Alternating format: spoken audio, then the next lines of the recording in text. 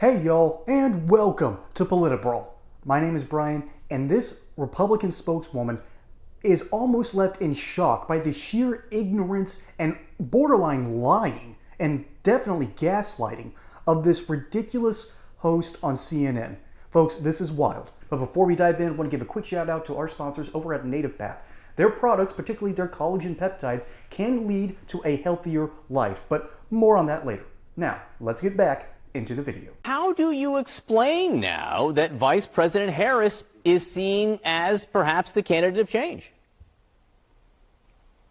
Well, thank you so much for having me, John. And it is our goal over the next several weeks ahead of Election Day to ensure that voters understand Kamala Harris is not the candidate of change, nor is she the candidate of the future. Kamala Harris is the Vice President of the United States right now, and she is wholly responsible for the failures over the past 4 years. Kamala Harris said she was proud of Bidenomics, which has ushered the worst inflation crisis in a generation. Kamala Harris was named the border czar and has allowed an open border policy of more than 11 million illegal people into our country that has caused a migrant crime epidemic across our nation as well. Kamala Harris does not deserve a promotion. She deserves a demotion. And unlike Kamala Harris, President Trump has a strong record in his first term as president where he secured the border, unleashed the might of our energy industry, ushered peace around this world. And that's our case to make to voters across the country. There's more domestic energy production right now than there's ever been in U.S. history, and Kamala Harris was not the border czar. She was appointed to deal with the Northern Triangle. But let me ask you a follow-up to my initial question here. Even if what you say, taking your argument there, if the voters in all these states are seeing the vice president of as the candidate of change, does it tell you that maybe they are beginning to see a Republican nominee who's 78 years old and been running for president for 9 years? Is that beginning to have an impact? Well, just two things on your earlier points. Kamala Harris was named the border czar. She was appointed by Joe Biden in that position. And the truth is the border has been a complete disaster. Everyone recognizes that. And energy prices, gasoline prices are still 50% higher today under Kamala Harris than they were under President Trump. And if you look further and deeper into these polls, if you look at the issues that matter to voters, like immigration, like the economy, like foreign policy, where we've seen war erupt all over this world under Joe Biden and Kamala Harris, voters trust Donald Trump on those issues. They trust him because he, again, has a first-term record to stand on. And you brought up Donald Trump's age, so I do want to mention it. This race is not about age. It's about competence. And President Trump has proven to be a leader who can bring stability back to this world, who can bring peace through this world, who can make America strong again. And that's why voters trust him on the issues that matter. She was not appointed the border czar. She was appointed to deal with the Northern Triangle. You say Donald Trump is the candidate of stability. First off, yes, he was the candidate of stability. We had a more stable dollar. We had a more stable economy. We had a more stable world. Okay, we didn't have this magic extra flow of money magically show up into Iranians' coffers. And now there's attacks in Israel from Hamas and Hezbollah, who are funded by, you guessed it, Iran backers. Just makes you think now, wouldn't it? Not to mention this funny little war that's occurring over on the Russian border with Ukraine. We didn't have that while Trump was in office. Let's see, what other things? China is not currently trying to mobilize and get troops to their southern border. And I'm not talking about their land border. I'm talking about an attempt to go after Taiwan. Hey, y'all. I wanted to give a quick shout out to our new sponsors, Native Path. Created by Dr. Chad out of Austin, Texas, he realized that there was something deeply wrong in this medical community. And instead of focusing on nutrition, they were just focused on serving big pharma. So he left and created this new company called Native Path. And what do they do over there? They sell something called collagen. Now, what is collagen? Well, it's not magic fairy dust. It's not this muscle milk. It's not calcium rich. Instead, it is a odorless, flavorless, dissolves completely in water powder that you can mix. And unlike iocane powder, this stuff has massive health benefits. It can help your bones, your joints, your ligaments, your skin, your hair follicles, even your fingernails. This stuff is absolutely packed with the nutrients that we lose so constantly in our modern diet. This stuff is a fantastic supplement, can help you live a healthier life.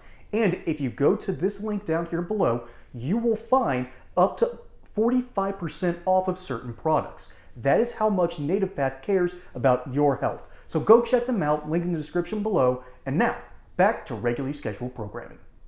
Something about wars and rumors of wars. Didn't seem to happen under the Trump administration. Oh, and by the way, France, if you're listening, North Africa would not be on fire right now if Trump was in office. Because Russia would not have sent they would not have sent their agents out there to stoke extra fires and get regime change in Chad and Niger. By the way, dirty little secret, France still has a colonial empire. They skim off the top by screwing over North African nations, and they take their uranium for free.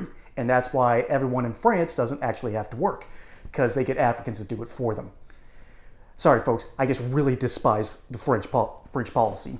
Plus, they are chomping at the bit. They're madder than hornets, all because Trump would have stopped this in their tracks.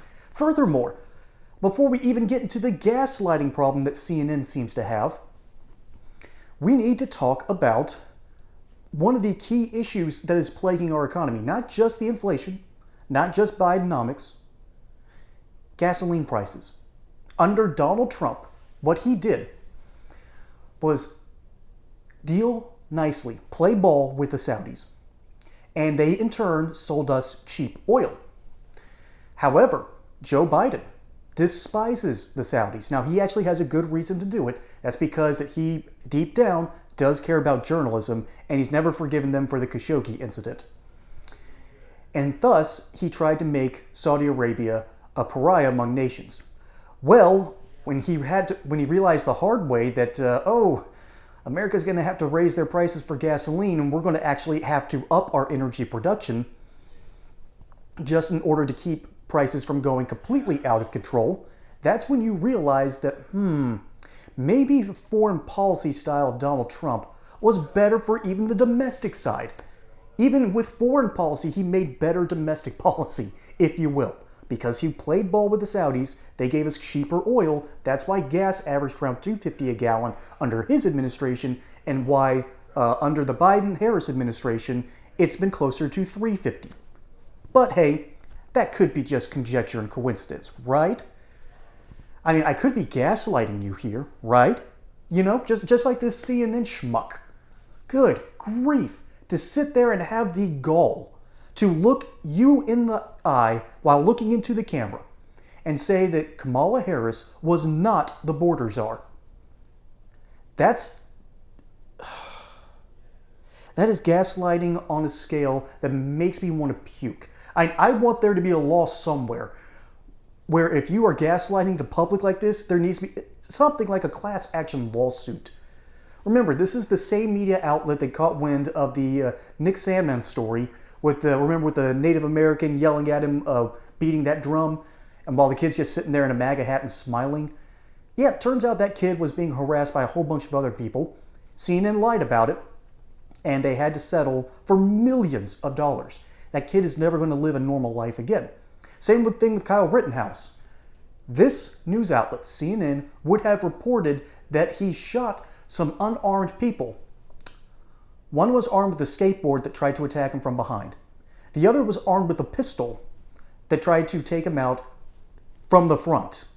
And then I can't remember what the third guy did, but 3 people tried to approach him with a weapon in hand, and he acted in self-defense. He was not the aggressor in any single case.